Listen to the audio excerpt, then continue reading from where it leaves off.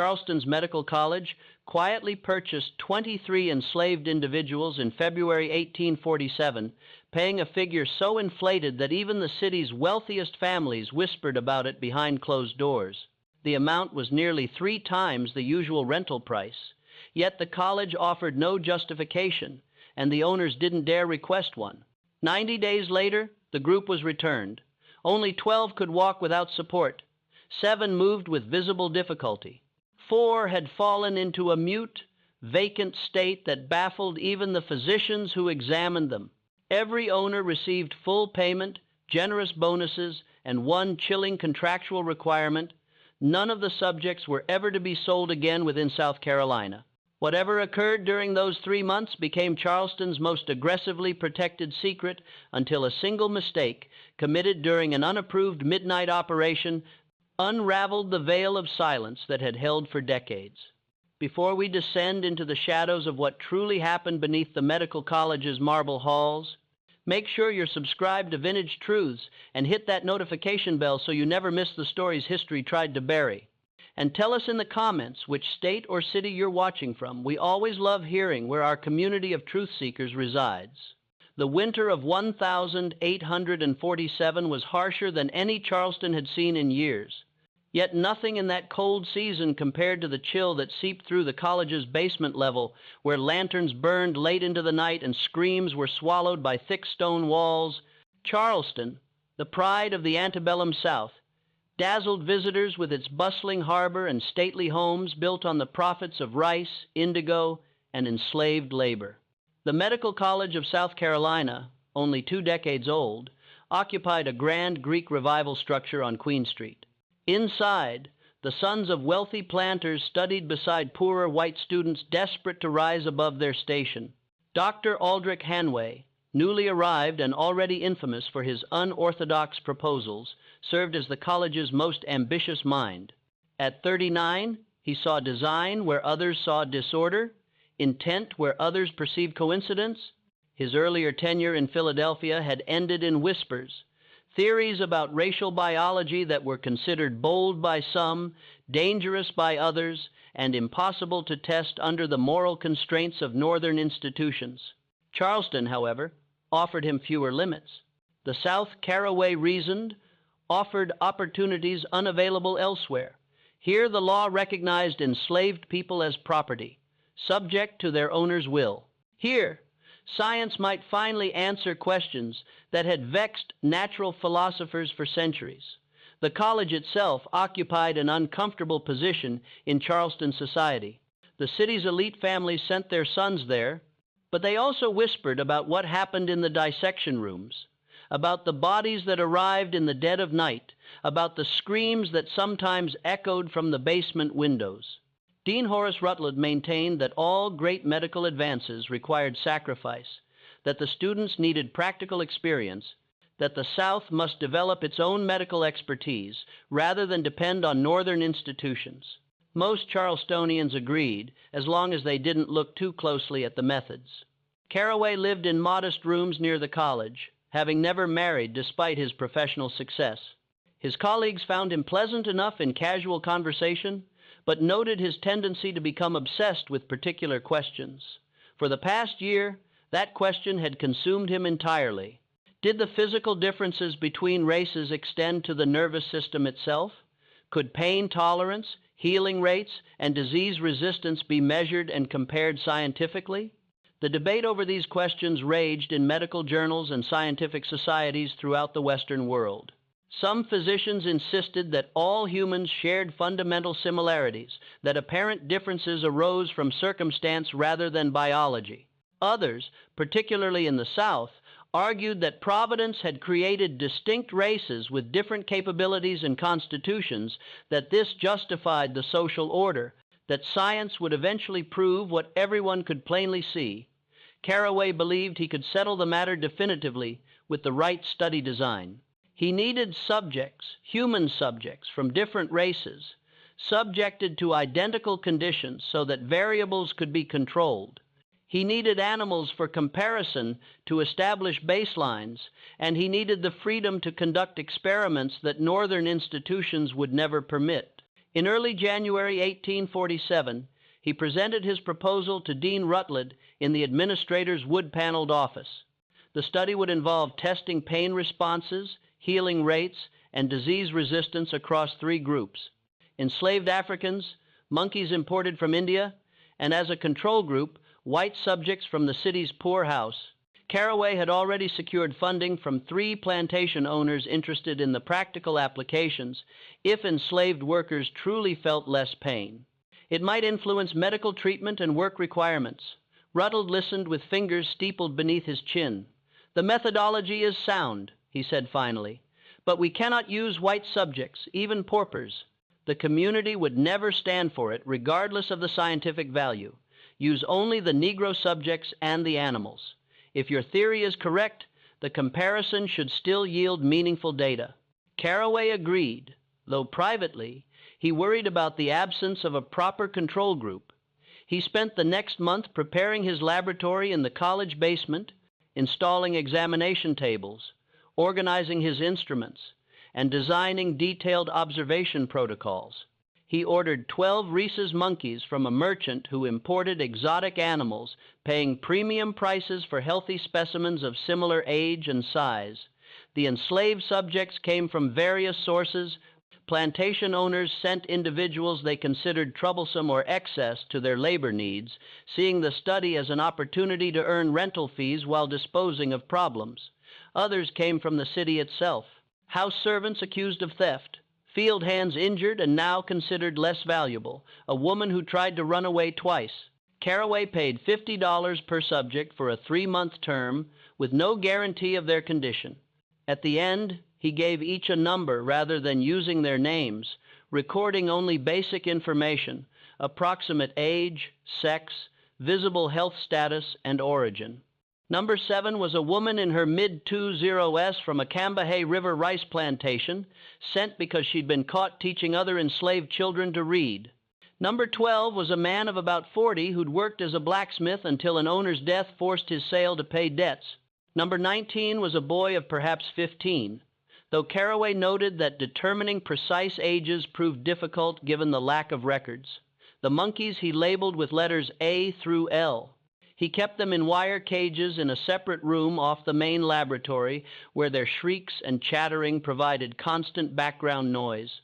The animals frightened easily, throwing themselves against the cage bars when anyone approached. Caraway found their behavior fascinating. Were they responding to some instinctive recognition of danger, or simply exhibiting the general excitability noted in the species? By mid-February, everything was ready. Caraway hired 2 assistants from among the senior medical students: Robert Gadden, whose family owned several James Island plantations, and Thomas Pinckney, a poor white student from the Upount who'd worked his way into the college through sheer determination. Both were instructed to maintain detailed records of every observation, every measurement, every response to stimuli. The college purchased the silence of the enslaved subjects through threat and coercion rather than consent. They were told that cooperation meant better treatment, food, and eventual return to their owners. Resistance meant punishment, transfer to worse situations, or sail to the Deep South, where conditions were notoriously brutal. Most chose cooperation, at least initially, having learned through hard experience that resistance rarely improved their circumstances. Caraway began with what he considered baseline observations, measuring physical dimensions, examining teeth and bone structure, testing reflexes and basic responses.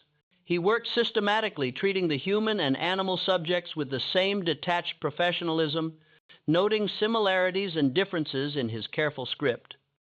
Number 7 had unusually long fingers, he noted.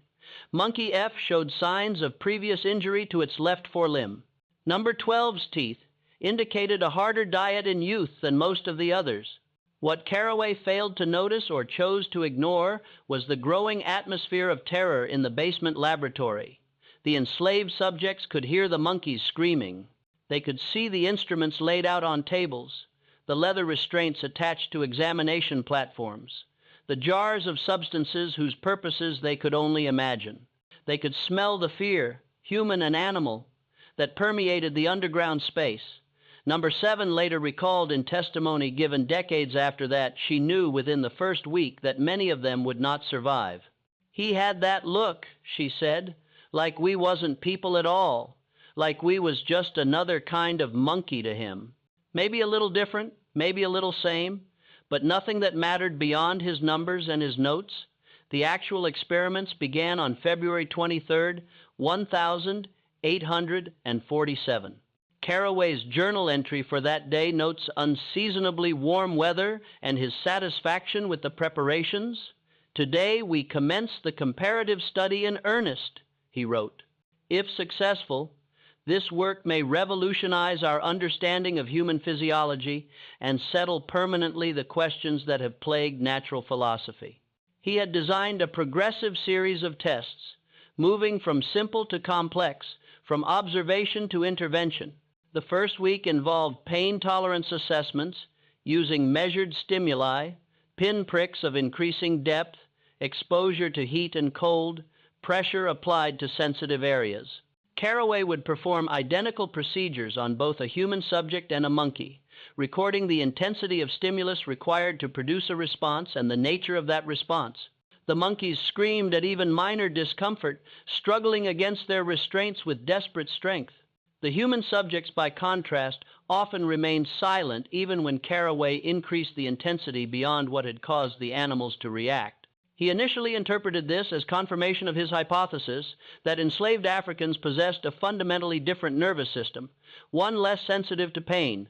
What he failed to consider or deliberately ignored was that the enslaved subjects had learned through years of brutal conditioning that showing pain led to worse consequences. They had been whipped, beaten, burned, and broken since childhood, taught that crying out brought more punishment rather than relief. Their silence represented survival strategy rather than biological difference. Thomas Pinckney noticed this, mentioning it to Carraway after the third day of testing. "Sir, might we consider that these subjects have been conditioned to suppress pain responses? In my experience on the farm, slaves learn quickly not to show weakness." Carraway waved away the concern. "We're measuring involuntary responses, not learned behavior. The nervous system either registers pain or it does not. Continue recording the data as instructed." By the second week, the experiments had escalated. Carraway began testing healing rates by creating controlled injuries, small cuts, minor burns, irradiated skin, and monitoring how quickly the wounds closed. Again, he performed identical procedures on both human and animal subjects. The monkey's wounds often became infected despite the relatively clean conditions of the laboratory.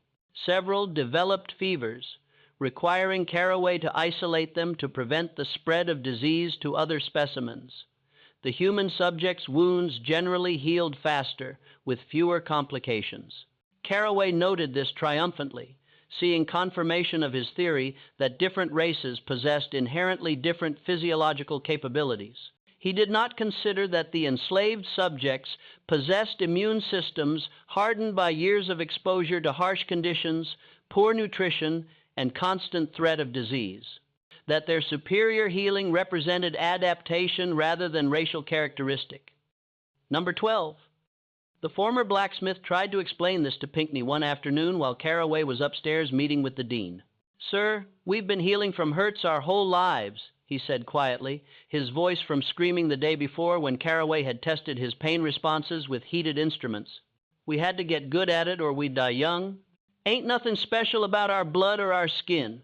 We just got practice at surviving what would kill softer folk." Pinckney included this observation in his notes, but Carraway dismissed it during their review session that evening.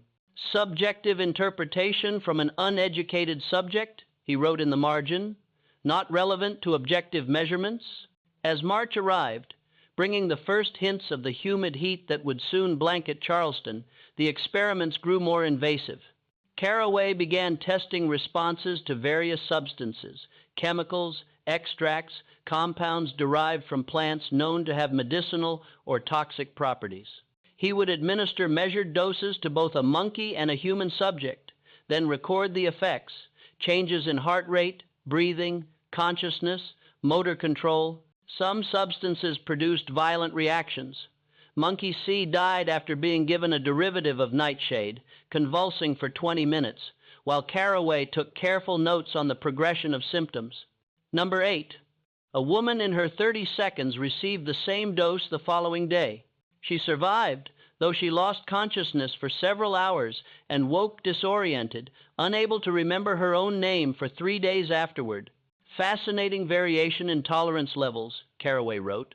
The human subject demonstrated markedly superior resistance to the compound, suggesting fundamental differences in metabolic processing. Further investigation warranted. What he did not note was that number 8 weighed nearly twice what monkey C had weighed, meaning the relative dose was much lower. Nor did he account for species-specific differences in how primate bodies processed various toxins. His methodology, for all its surface rigor, was fundamentally flawed by assumptions he refused to examine. The students began to grow uncomfortable with the progression of experiments. Robert Gadsden came from a family that owned hundreds of enslaved people, viewing them as property without hesitation. Yet even he found himself disturbed by what he witnessed in the basement laboratory. The screams that echoed through the stone corridors at all hours, the smell of burnt flesh when Caraway tested pain responses with heated instruments, the way some subjects stopped reacting entirely, their eyes gone distant and empty. "Is this really necessary, sir?" Gadsden asked one afternoon in late March after watching Caraway deliberately break Monkey G's finger to test bone healing rates. "The data we're collecting, does it truly advance medical knowledge, or are we simply confirming what any plantation overseer could tell us?" Caraway fixed him with a cold stare. "What plantation overseers know is based on anecdote and prejudice. We are conducting science, mister. Gadsden, controlled experimentation with careful observation and measurement. If you lack the stomach for rigorous inquiry, perhaps you should reconsider your chosen profession." Gadsden said nothing more, but that night he wrote to his father expressing doubts about his continued participation in the study.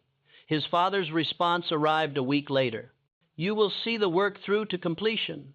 The Gadsden name has never been associated with cowardice or weakness of conviction. Dr. Caraway's research may prove invaluable to our economic interests. Do your duty." So the experiments continued. By early April, 3 of the monkeys had died, one from the nightshade compound, one from infection following a test of surgical wound healing, and one from what Caraway described as general constitution failure after weeks of repeated procedures. The human subjects all still lived, though several showed signs of deteriorating health. Number 19, the one 5-year-old boy had developed a persistent cough. Number 7's hands shook constantly, even when she was trying to remain still.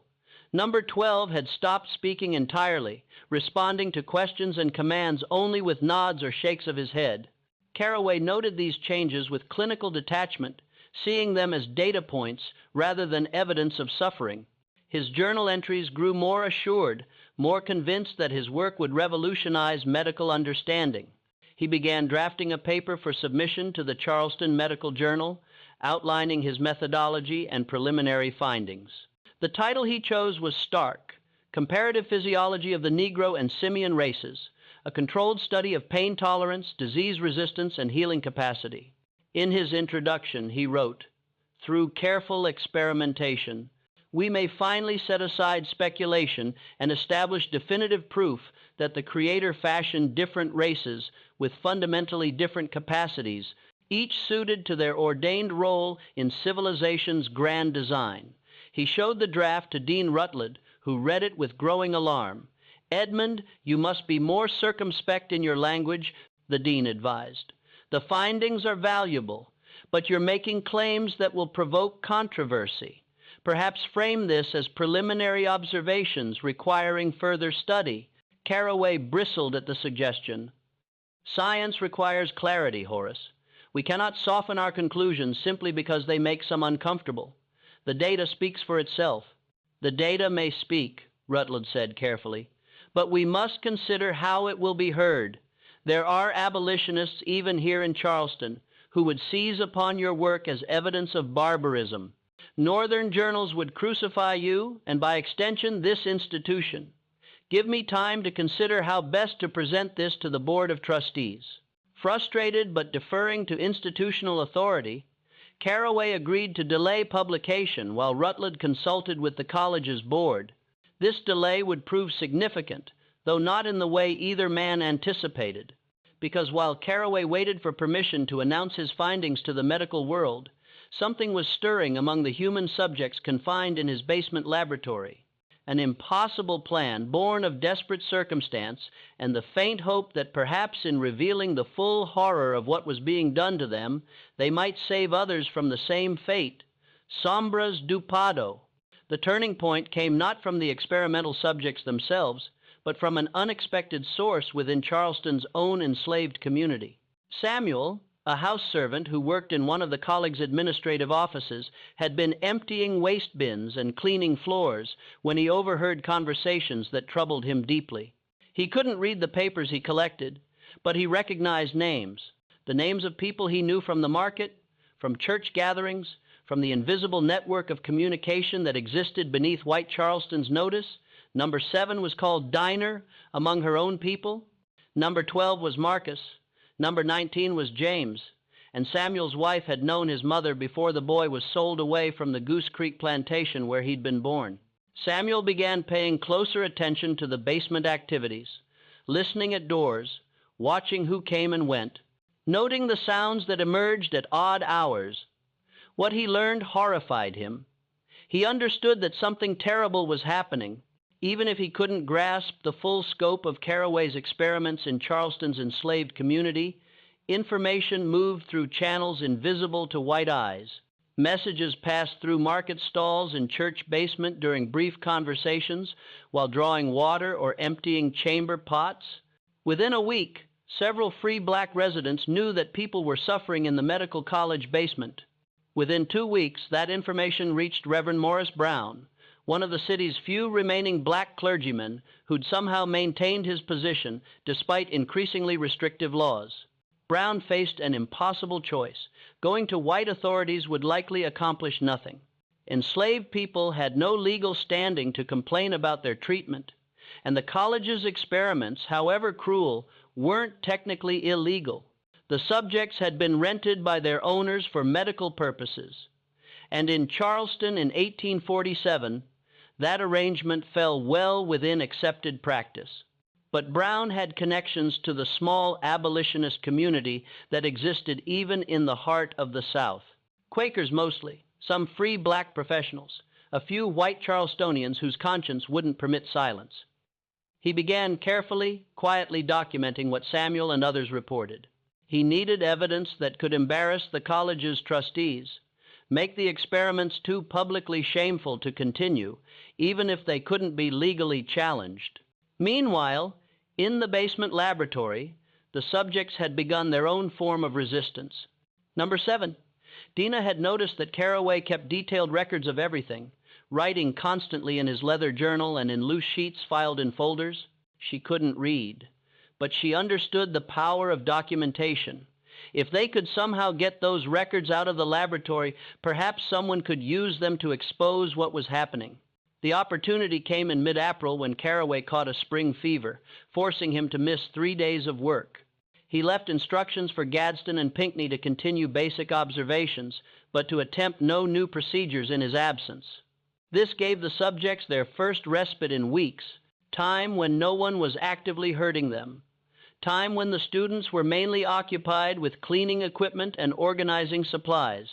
Denina had been watching Pinckney for weeks, sensing something different about him, some hesitation that the other student lacked. She decided to risk everything on that instinct. "Sir," she said quietly one afternoon when Pinckney was alone in the room where they were kept between experiments, "you got a good heart. I can see it." Pinckney looked at her, startled. Direct conversation between white men and enslaved women was dangerous for both parties, laden with implications and risks. "You shouldn't speak to me," he said, but without conviction. "I'm going to speak anyway 'cause I got to," Dina continued, her voice low and urgent. "You've been writing in them books, writing everything that happens here. You think what's happening is right.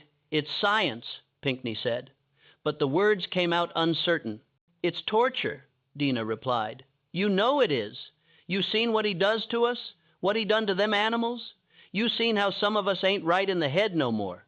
How James don't even cry when the doctor hurts him 'cause something broke inside? You going to write that down too? You going to tell the world that's what science looks like?" Pinckney said nothing, but his hands were shaking. "There's papers," Dina pressed on. "Papers that tell everything he'd done. You could take them. You could show people. I could be expelled, arrested. My family depends on my success here," Pinckney said. But he was wavering. "And 23 people going to die or go crazy in this basement if you don't do nothing," Dina said. "You got to choose what you can live with, sir. The rest of us don't get that choice." That conversation haunted Pinckney for the next week. He tried to focus on his regular coursework, on the anatomy lectures and chemistry demonstrations that occupied his days above ground. But at night he dreamed of the sounds from the basement of Monkey G's finger bending wrong, of number 8 convulsing after Caraway administered some new compound. On April 24th, Pinckney made his decision. He waited until Caraway was upstairs attending a faculty meeting, then carefully removed several pages from the doctor's working files. Descriptions of specific experiments, drawings showing the apparatus used, detailed notes on subjects' responses. He took only enough to tell the story without leaving obvious gaps that would alert Caraway immediately. He wrapped the papers carefully and carried them out of the college that evening, his heart hammering against his ribs with every step. If caught, he would face expulsion at minimum, possibly criminal charges for theft of valuable research materials. He delivered the papers to his boarding house landlady, Mrs. Elizabeth Simmons, a Quaker widow, who'd occasionally expressed quiet sympathy for the enslaved people she encountered. "I need you to get these to someone who can use them," he told her. "Someone who can make people see what's happening at the college, Mrs." Simmons looked at the papers with growing horror as Pinckney explained their contents. "Dear God in heaven," she whispered, "this cannot be permitted to continue." She knew exactly who needed to see these documents. Angelina Grimm Kay, Charleston daughter of a prominent family who'd moved north and become an abolitionist speaker. Grimke maintained quiet correspondence with several Charleston Quakers, and she had connections to northern newspapers and journals that would eagerly publish evidence of southern medical atrocities. But getting documents from Charleston to Philadelphia in 1847 required careful planning. Mrs. Simmons couldn't simply post them. All mail was subject to inspection, and abolitionist materials were routinely confiscated. Instead, she sent them with a trusted friend traveling north on business, hidden among ordinary correspondence. The papers reached Grim Kay in early May. She immediately recognized their significance and began working with sympathetic journalists to prepare an exposé. But journalism moved slowly in the 1,840 seconds, and they wanted to verify the claims before publication to build a case so strong that even critics would have to acknowledge the truth. Meanwhile, Caraway had noticed the missing pages. At first, he assumed he'd simply misfiled them, but as days passed without finding them, he began to suspect theft. He questioned both students sharply, watching their reactions. Gadsden seemed genuinely puzzled by the missing materials. Pinckney's anxiety, however, was palpable. "You wouldn't happen to know where those documents went, would you, Thomas?" Caraway asked coldly one afternoon. "No, sir." Pinckney lied, his voice barely steady. "Perhaps they were misplaced during cleaning." Caraway's eyes narrowed. "Perhaps, or perhaps someone with weak constitution decided to undermine work they lacked the fortitude to appreciate. I'll be watching you very carefully from now on, Mr. Pinckney." The atmosphere in the laboratory grew more oppressive. As Caraway's suspicions festered, he began locking his records in a cabinet and carrying the key with him constantly. He also accelerated his experimental timeline, as if sensing that his window of opportunity might be closing. In late May, he began what he described as invasive neurological investigations, procedures designed to directly examine nervous system structures. He started with the remaining monkeys, carefully dissecting portions of spinal cord to observe differences in fiber density and organization. 4 more animals died during these procedures. their bodies preserved in jars for later detailed study. Carraway announced his intention to perform similar examinations on human subjects, though with slightly less invasive techniques. Dean Rutland, growing increasingly nervous about the entire enterprise, tried to dissuade him. "Perhaps we have sufficient data already. Edmund, the board is still reviewing your draft paper, and I think it would be prudent to pause new experiments until they render a decision." "Science cannot be paused for administrative convenience," Carraway replied coldly. "I'm close to definitive proof, Horace. Another few weeks of investigation and we'll have evidence that will reshape medical education throughout the South." What neither man knew was that events were already moving beyond their control. In Philadelphia, articles about the Charleston Medical College experiments were being typeset for publication in multiple papers. In Charleston itself, Reverend Brown had quietly documented everything Samuel and others reported, creating a parallel record of the basement atrocities that would prove crucial in coming weeks. And in the laboratory, the subjects themselves had begun to understand that time was running out. Whatever was coming next, they knew it would be worse than anything they'd endured so far. Denina organized the others as best she could, urging them to remember everything, to survive if possible, to bear witness to what had been done. "We got to live," she told them one night after Carraway had left, her voice fierce despite her exhaustion. "Got to live and tell what happened here. That's the only way any of this means something, the only way we can stop him from doing this to others." But surviving would prove more difficult than any of them imagined. The first article appeared in the Philadelphia Public Ledger on June 3, 1847, under the headline, "Horrific Medical Experiments in Charleston College." The report, drawn from Pinckney's stolen documents and supplemented by Grimke's commentary, described in clinical detail the procedures Carraway had performed, the suffering of his subjects, and the fraudulent methodology underlying his claimed findings. The response was immediate and explosive. Northern newspapers seized on the story as proof of Southern barbarism, running editorials that condemned not just Carraway, but the entire institution of slavery that made such experiments possible. "What kind of society," wrote the editor of the Massachusetts Spy, "permits medical men to treat human beings as laboratory specimens, to deliberately inflict suffering in the name of science, to reduce people to the moral status of animals?" In Charleston, the reaction was more complex. Some residents, particularly among the city's small professional class, expressed shock at the revelations.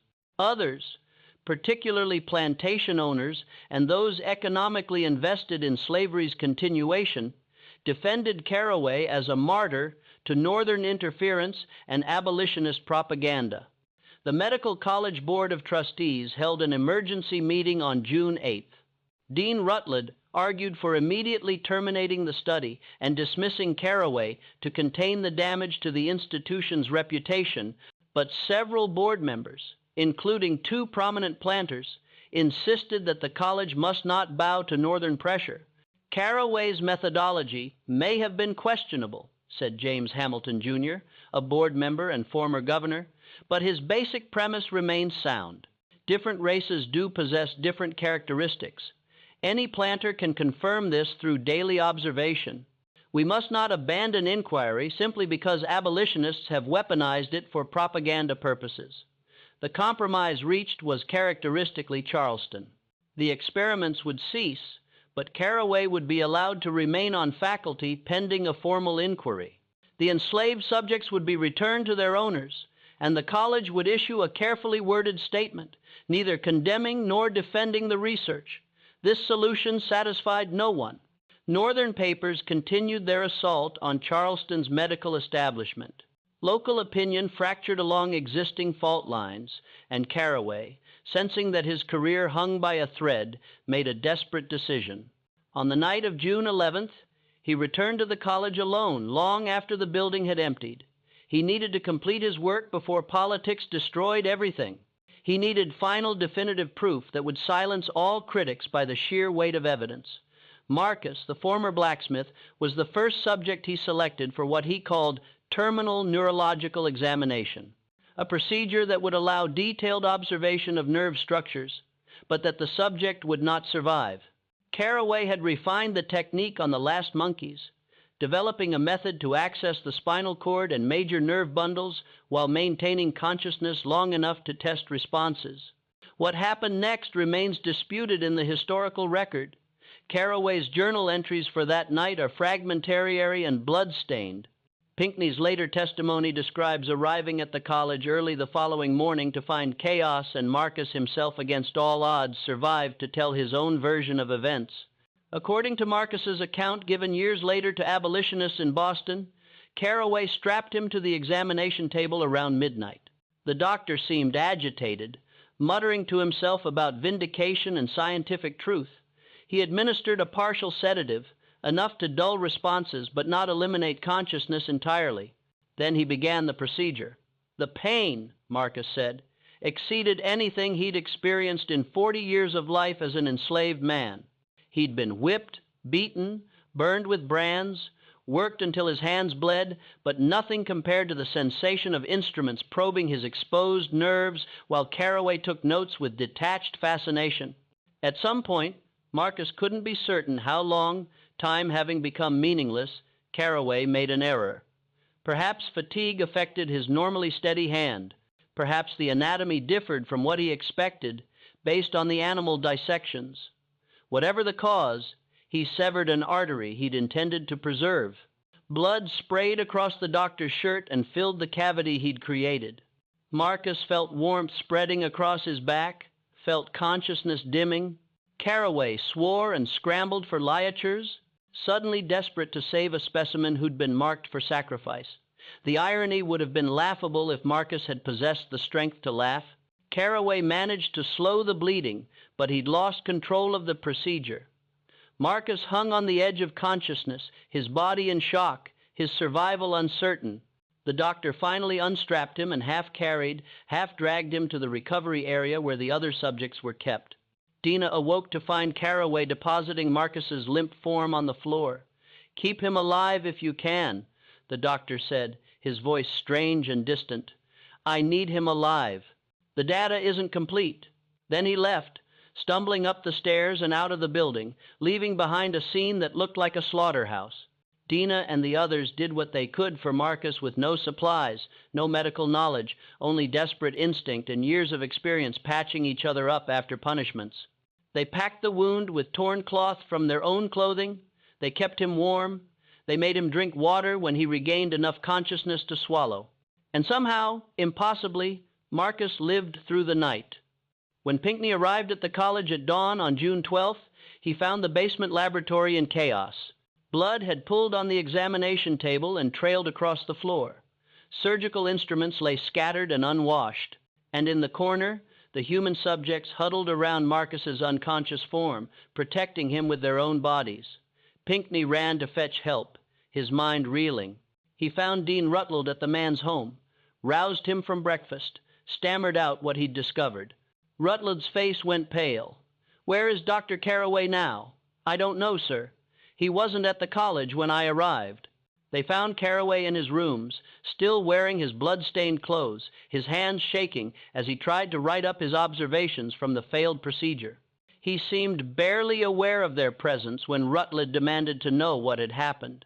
"I needed definitive proof," Carraway said, his voice monotone. "The critics don't understand.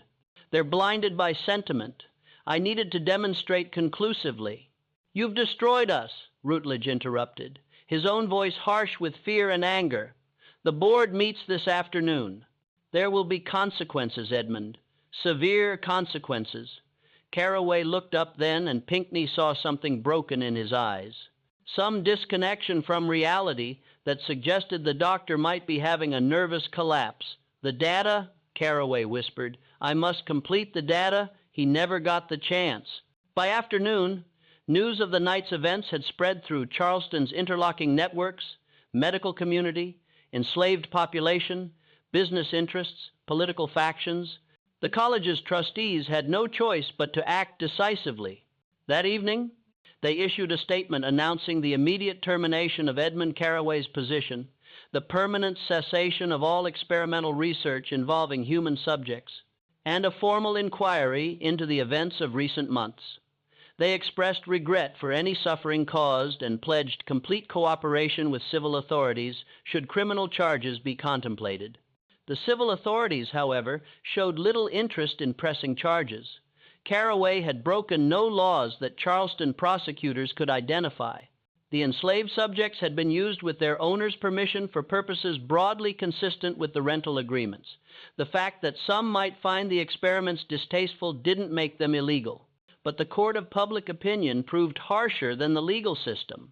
Northern papers published increasingly detailed accounts of Caraway's methods, each article more damning than the last.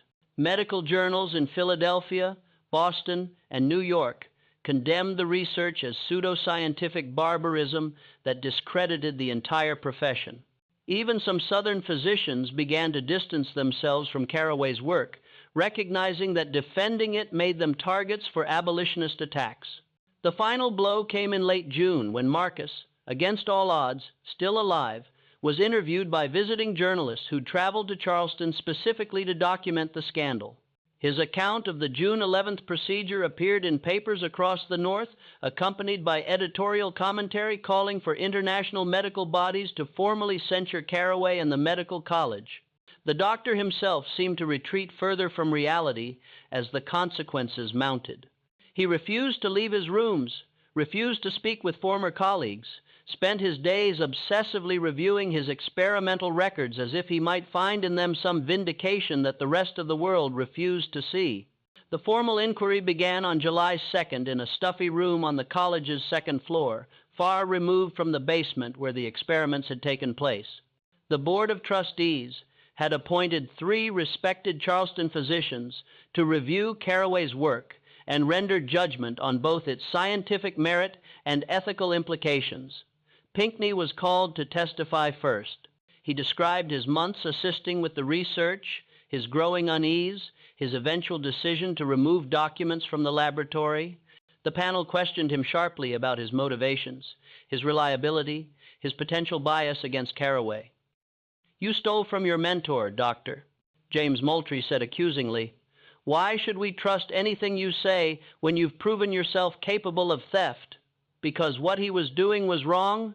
Pinckney replied, his voice steady despite his fear. "I didn't understand that at first. I thought it was just science, just necessary for medical advancement. But watching Number, watching Denina, watching Marcus, watching James lose himself entirely, I couldn't pretend anymore that this was defensible." "You let your emotions overcome your professional judgment," Moultrie countered. "A physician cannot afford such weakness." "Then perhaps I'm not suited to be a physician in a system where cruelty is called science," Pinckney said quietly. The room fell silent.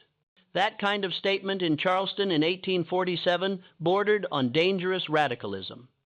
But before anyone could respond, Dean Rutland cleared his throat. "Let us focus on the facts of the case rather than philosophical debates. Mr. Pinckney, describe for us the procedures you witnessed in specific detail." For the next 3 hours, Pinckney provided testimony that made even the hardened physicians on the panel visibly uncomfortable. He described the pain tolerance tests, the chemical exposures, the deliberate creation of injuries to study healing. He explained how Caraway had dismissed any suggestion that his methodology might be flawed, how the doctor had seemed to view the subjects as fundamentally non-human. Did he ever express concern for their welfare? One panel member asked. "Only as one might concern oneself with maintaining laboratory equipment," Pinckney replied. He wanted them functional for future experiments. Their suffering itself was merely data to be recorded. Gadsden testified next, corroborating most of what Pinckney had described, though with a more defensive tone. "We were following established scientific protocols," he insisted. Perhaps Dr. Caraway's enthusiasm led him too far, but his basic approach was sound. Many physicians conduct research on subjects who cannot consent. Prisoners, the insane, the enslaved. It's a necessary evil for medical progress and the events of June 11th. The panel chair asked, "Would you characterize nearly killing a subject through reckless procedure as sound scientific practice?" Gadsden hesitated. "No, sir. That was something else, something desperate." On the inquiry's third day, Several of the experimental subjects were called to testify. This itself was unusual. Enslaved people's testimony generally carried no legal weight in South Carolina courts, and having them speak publicly about their experiences risked creating sympathy that might undermine the institution of slavery itself. But the panel had decided that understanding exactly what had occurred required hearing from those who'd experienced it directly. They allowed Diner, Marcus, and 3 others to speak, though only in response to specific questions and with warnings that false testimony would result in severe punishment. Diner spoke first, describing the progression of experiments from her perspective. She was careful, measured, aware that every word might be used against her or others, but she also refused to minimize what had happened. "He treated us like we wasn't human," she said simply, "like we was things he could cut and burn and poison just to see what happened. And when we screamed, he just wrote it down in his books like it was no different from noting the weather." "Did you at any point give consent to participate in these experiments?" a panel member asked. Denina looked at him with something between pity and contempt. "Sir, I'm property. Ain't no such thing as my consent. My owner rented me to the college and I could cooperate or be punished. That ain't consent. That's just different flavors of force." The panel member had no response to that. Marcus testified while sitting. He still couldn't stand for long periods without pain radiating from his back. He described the night of June 11th in quiet, factual terms, his voice devoid of emotion, but the bare facts were damning enough. By the time he finished, even Moultrie, who'd been most skeptical of the subject's testimony, looked shaken. "Why do you think Dr. Carraway did this?" the panel chair asked. Marcus considered the question. "I think he wanted to prove we wasn't as human as white folk," he said finally. "Wanted science to say what he already believed, that we was different enough that treating us different was natural and right. But he went at it backwards, deciding the answer first and then torturing people to make the evidence fit.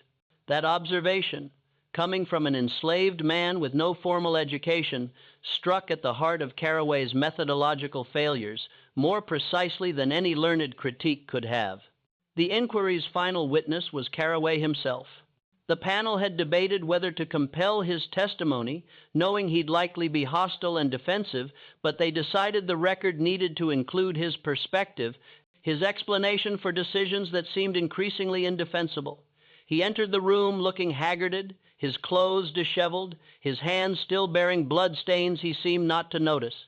He refused to sit, standing before the panel with rigid posture that suggested barely maintained control. "Dr. Carraway, explain for the panel the scientific justification for your research," the chair began. "My work was grounded in established principles of comparative anatomy and physiology," Carraway replied, his voice flat. "If different races exist, which no rational person disputes, then documenting those differences serves both scientific understanding and practical application. I employed rigorous methodology, careful observation, and detailed record-keeping. My only error was insufficient political awareness regarding how abolitionist elements would distort my findings." "What about the suffering you caused?" Rutland asked quietly. 23 human beings subjected to deliberate pain, 4 animals killed, at least 1 human subject nearly killed through reckless procedure. How do you justify that? All medical advancement requires sacrifice. Carraway said physicians in Paris dissect corpses that were people hours before. Surgeons practice techniques that kill some patients to save others later. The enslaved subjects were going to suffer regardless. At least through my research, their suffering contributed to knowledge rather than being merely incidental to agricultural production.